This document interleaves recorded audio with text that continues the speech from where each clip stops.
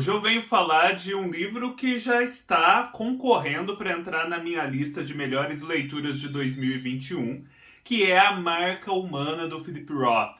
No primeiro semestre eu havia lido um outro livro muito famoso do Roth, que é Pastoral Americana. Adorei, tem vídeo aqui no canal.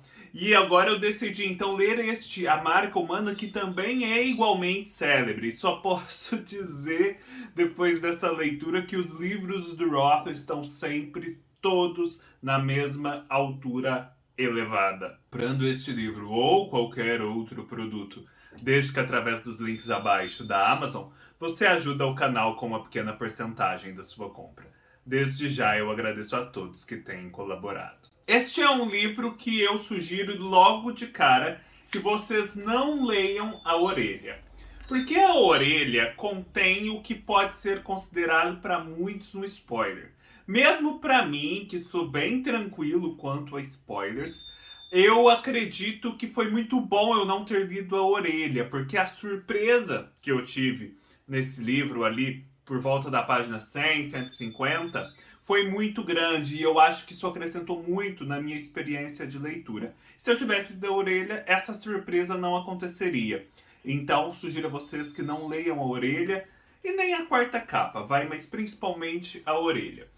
E então, este é um vídeo em que eu vou precisar fazer duas partes.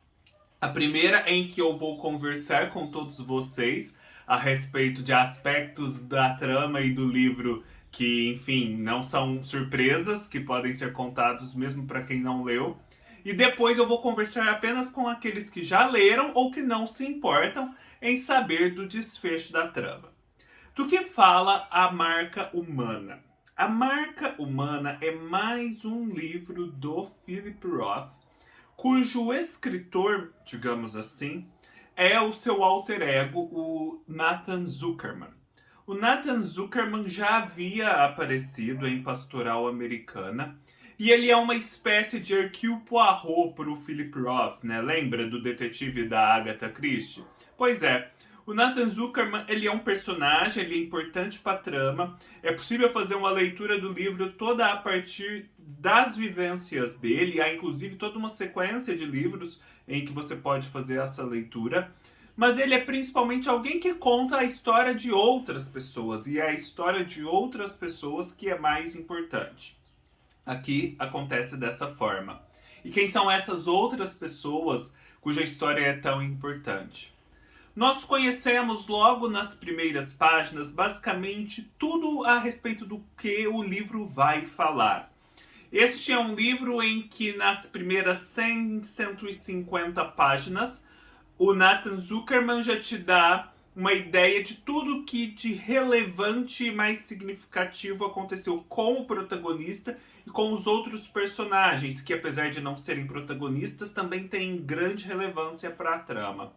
E depois ele vai como que em espirais, relembrando os principais lances desses acontecimentos, e com essas lembranças também aprofundando no passado e na psicologia dos personagens. Então ele vai subindo assim, né? Ele não vai numa linha reta de baixo para cima, mas ele vai dando voltas, voltando aos mesmos pontos, e a gente vai descobrindo coisas progressivamente à medida que também revisita outras. Me lembrou muito a estrutura, por exemplo, de A República dos Sonhos, da Nélida Pinhon, que é bem espiralada também.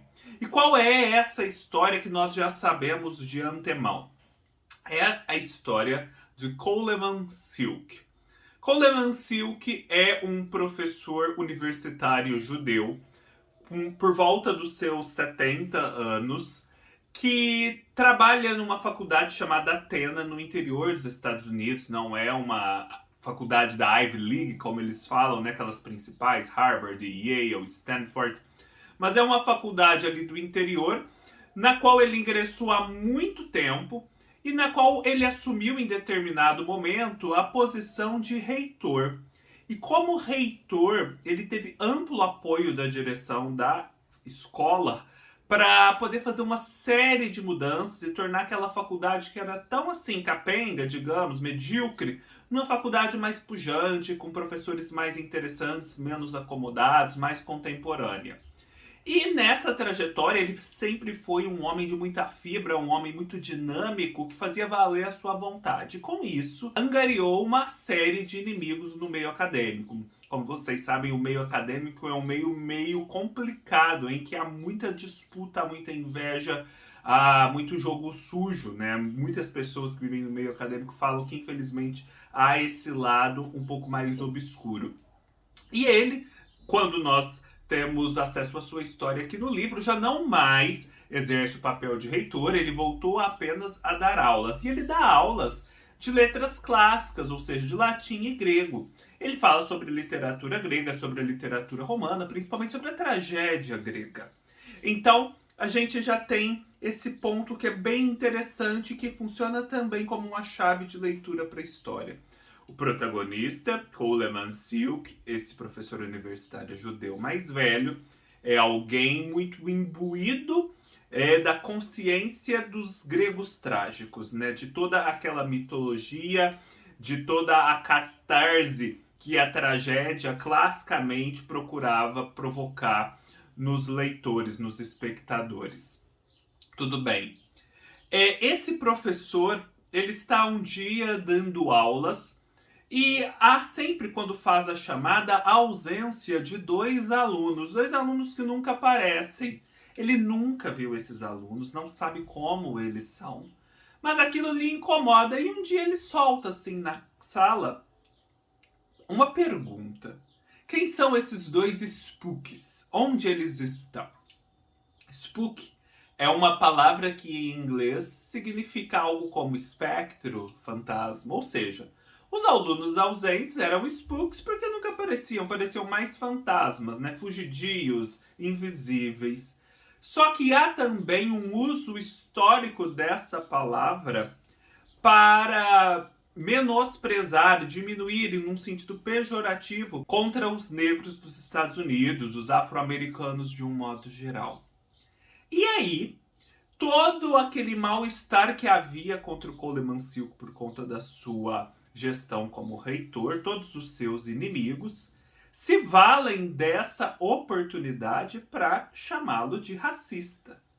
Porque, coincidentemente, esses dois spooks, os espectros aos quais ele se referia, eram alunos negros. E aí vocês já sabem como é um escândalo nos Estados Unidos, seja ele de qual natureza for, justificado ou injustificado. Há todo um rebuliço, ações, declarações, advogados, protestos, um show de histeria muitas vezes, uma dose muito forte de hipocrisia, enfim, arruinam mentalmente o Coleman Silk e a sua esposa. Eles já estão aí nessa idade mais avançada, até o ponto em que eles não aguentam mais, ninguém quer dar ouvidos à explicação de que eles sequer conheciam aqueles alunos. Então, naquele contexto, ele só poderia estar usando a palavra spook como espectro e jamais no sentido pejorativo. Cansados disso, a mulher arruinada a ponto de morrer, ele pede aposentadoria e larga aquela faculdade. E com isso, Rui parte da sua vida. Pensamos então que o Coleman Silk vai entrar agora em franco declínio. Este é um escândalo. Um outro pano de fundo que está correndo ao longo do livro, se desenvolvendo, é o escândalo envolvendo Bill Clinton e Monica Lewinsky. Vocês que são mais jovens talvez não se recordem, mas ali por volta de 1998, quando essa trama se passa, o presidente dos Estados Unidos, Bill Clinton, foi acusado e depois comprovou-se que teve um caso extraconjugal e teve inclusive relações sexuais dentro da Casa Branca com uma estagiária, Monica Lewinsky. Uma coisa assim muito reprovável, principalmente porque ele era casado. Muito provavelmente a Hillary Clinton não ficou nada feliz com isso, não estava compactuando com esse arranjo de coisas. Mas enfim, isso tinha uma conotação X. Mas nos Estados Unidos, escândalos como esse trazem à tona todo um puritanismo, toda uma hipocrisia, uma histeria contra o sexual, contra a humanidade. contra aquilo que há de mais, assim, animal, mas num bom sentido dentro do humano, que é incomparável, né? A gente já acompanhou isso. A pessoa faz um deslize lá nos Estados Unidos, mínimo, que no Brasil não teria repercussão nenhuma. E lá não, se descobrem isso 300 anos depois, a pessoa é execrada, perde cargos, enfim, perde a vida. Passa por um auto de fé, como se fosse na Inquisição. Então, e isso é referido algumas vezes no livro e vai servindo como contraponto ao escândalo do próprio Coleman Silk.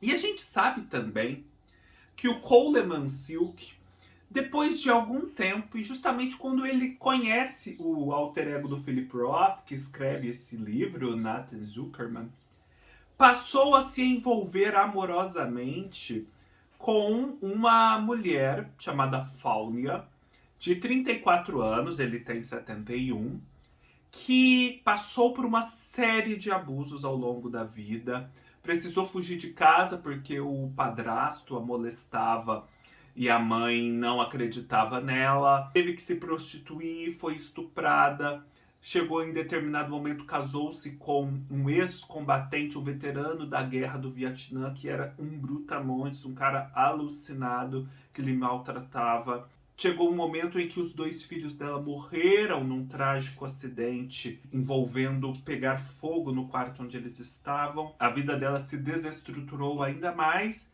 E ela agora era faxineira ali na faculdade e também ordenhava vacas numa fazenda próxima. Enfim, uma pessoa que se dizia inclusive analfabeta, pessoa muito frágil sob todos os sentidos, mas ao mesmo tempo muito forte, porque sobreviveu a tudo isso.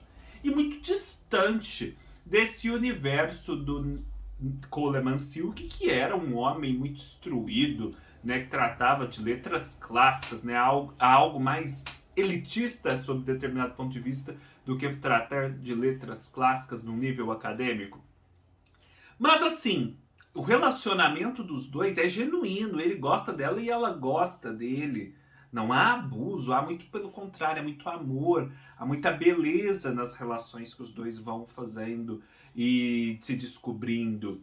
E aquilo cria nele um novo vigor para viver.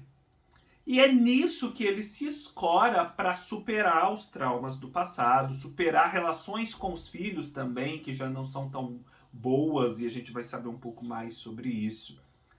E, no entanto, um desafeto dele, né, uma professora que veio da França, Delphine Roux, se não me engano é esse o nome dela, Delphine Roux, escreve uma carta anônima acusando-o de estar abusando dessa moça, porque ela já tinha todo esse histórico de vulnerabilidade, ele era essa figura solar, meio autoritária de antigamente, então ela acreditava que ele estava abusando ela e que todo mundo estava sabendo disso.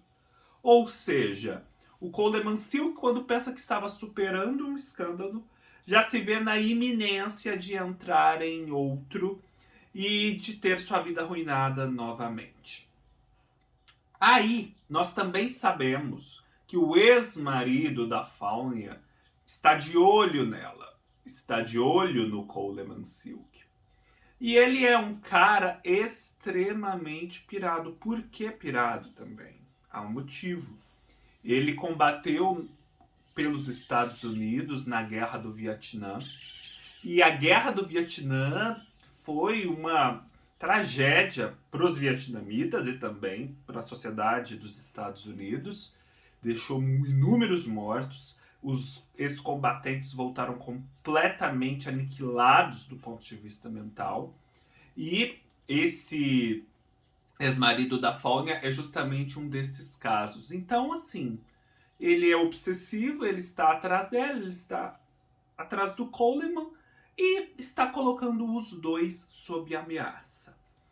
É isso o que temos a princípio, né? A iminência desse novo escândalo, esse ressurgir do amor na vida da Faunia e do Coleman, e também essa ameaça do ex-marido. E aí a gente também começa a descobrir mais do passado do Coleman, das suas relações com os filhos, de como foi esse passado da Faunia de tantos abusos, como é que ela vê de fato o Coleman Silk e ele a vê, o desenvolvimento dessa beleza, né, da relação sexual que revigora a vida desse homem. O Philip Roth é muito arguto em descrever, né, a sexualidade humana, os corpos em relação e de como isso pode ser ao mesmo tempo cru e belo e transcendente. A gente vai descobrindo um pouco mais do passado nessa universidade, de como essa Delphine Rowe, que ameaça o Coleman Silk, também participou do primeiro auto de fé, né, em que ele foi acusado de racismo. E ela era uma moça que veio da elite francesa, ela era uma parisiense, de uma família assim abastadíssima, intelectualmente muito capacitada, mas assim, a ponto de sufocá-la. Tanto a mãe dela, por exemplo, era bem sucedida, e o pai também. E ela decide ir para os Estados Unidos dar aulas, acaba que no começo numa universidade que ela julgava nem correspondia aos seus anseios principais. E ela tem uma relação muito ambivalente com o Coleman Silk, que a gente vai descobrindo, né? Isso a gente já vai suspeitando desde o início. É uma relação de amor e ódio. E é muito interessante como o Philip Roth vai descrevendo a psicologia dessa personagem. E uma outra coisa que é muito interessante é como ele vai descrevendo a psicologia do ex-marido da Faunia. Como era ser esse ex-combatente da guerra do Vietnã. E é interessantíssimo porque nos Estados Unidos há toda, né, também uma organização para amparar esses ex-combatentes. Há muito descaso por parte do governo, mas entre eles há uma certa organização, uma cooperação. E eles têm uma tradição de que, assim, os ex-combatentes eles nem podem ver pessoas de olho puxado, pessoas asiáticas, porque eles entram em parafuso, porque os asiáticos, no caso os vietnamitas, eram seus inimigos, eles passaram maus bocados naquela guerra tão sangrenta. Então eles, por exemplo, nem conseguem ir a um restaurante chinês em que haja aquelas comidas, aqueles cheiros que relembram as memórias da guerra, e muito menos ver os proprietários que têm olhos puxados, porque são chineses, coreanos, japoneses e muitas vezes nem são vietnamitas. E há também um muro que foi construído lá em Washington e que tem o nome de todos os que morreram na guerra. Então, ou seja, todos os companheiros desses ex-combatentes que morreram. E eles detestam o governo, acusam o governo de inúmeros desmandos por conta da guerra do Vietnã, desse sofrimento que teria sido gratuito. E eles não conseguem visitar esse muro porque eles vão desmontar emocionalmente, eles vão colapsar ao ver os nomes desses ex-combatentes, desses colegas que morreram às vezes ao seu lado. E eles também não conseguem ir nos restaurantes. Então, aqueles que estão num processo mais avançado de assimilação do que aconteceu, eles vão ajudando os outros a primeiro conseguir estar num restaurante chinês sem colapsar. Até o ponto em que eles vão conseguir chegar a Washington e visitar o muro. É esse o processo que seria de redenção e regeneração. E é muito interessante como funciona a psicologia desse personagem, né, dessa sua revolta, dessa incapacidade de lidar com o trauma da guerra. É muito rico tudo isso. Então, a gente vai num exercício assim de aprofundamento da vida dos personagens, de como eles chegaram ao ponto em que chegaram, a essas crises todas nas quais o protagonista é o Coleman Silk. E vamos nisso, né? Pensamos que o livro todo vai se passar em torno disso, e em certa medida se passa, até porque são temas muito ricos que sustentam uma narrativa de 450 páginas. Porém, no meio do caminho, ou até um pouco antes do meio, há uma descoberta que adiciona toda uma camada nova de complexidade nessa história. E é aqui em que eu deixo o aviso. Quem quiser seguir comigo no vídeo, vai seguir sabendo que eu vou dar um spoiler. O Coleman Silk este que nós pensamos ser um professor judeu típico, um típico judeu personagem do Roth, na verdade não é um judeu. Ele é um negro norte-americano que, por ter a pele muito clara, olhos verdes, inclusive, pôde se passar por branco. E em determinado momento da vida, por conta de toda a opressão que os negros nos Estados Unidos sofriam, principalmente nos anos 50, quando, me parece, ele toma essa decisão, ele decide simplesmente parar de viver aquela tragédia, de viver aquela opressão, todas aquelas restrições, e finalmente se passa por branco, oficialmente, cortando para isso todos os laços que ele tinha com a sua ancestralidade negra. É o que nos Estados Unidos se chama de passing. Os negros que, para fugir da opressão, se passavam por brancos. E para isso precisavam, às vezes, anular completamente o seu passado. Ufa! A hora que a gente descobre isso, é maravilhoso, porque assim, o livro se torna muito, muito rico mesmo.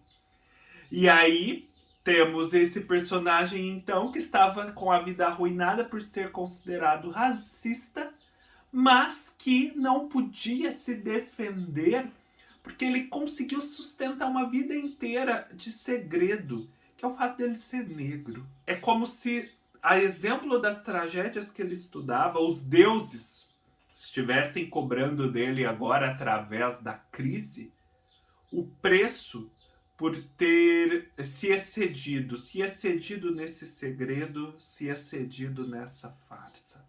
E aí a gente vai mergulhar em como se deu esse processo de transformação do Coleman Silk, do drama, da tristeza que foi ele romper com a família, ter que assim renunciar a ter contato com a mãe, nunca sequer mostrar os filhos à mãe, porque não podiam descobrir que ele era negro. Afinal, agora ele era Coleman Silk, um judeu. Para a esposa dele, todos os seus pais e irmãos estavam mortos. Só restara ele não tinha outros parentes. E isso é de um drama existencial terrível. E ele é bem sucedido em sustentar essa história até ao fim da vida. Só que com esse preço altíssimo. Então todos os outros dramas do Coleman Silk ganham uma nova perspectiva, uma nova cor. E a gente percebe então que esses são personagens que sofrem na pele as mazelas da sociedade norte-americana, as suas contradições, e que num nível individual precisam lidar com isso, mas muitas vezes não conseguem e sucumbem. Então esse elemento trágico da sociedade norte-americana tá muito presente. Como eu havia dito, o Philip Roth é muito perspicaz na descrição das relações sexuais, do erotismo, dessa coisa relacionada ao corpo mesmo, a visceralidade do humano, a marca humana de que fala o título, né? Que torna essas pessoas complexas, que tornam um Bill Clinton um ser humano falível, por exemplo. E quando o tema racial emerge, nós vemos novamente essa perspectiva, essa atenção para o corpo, para os sinais do corpo, do diferente, as marcações sociais, as consequências disso.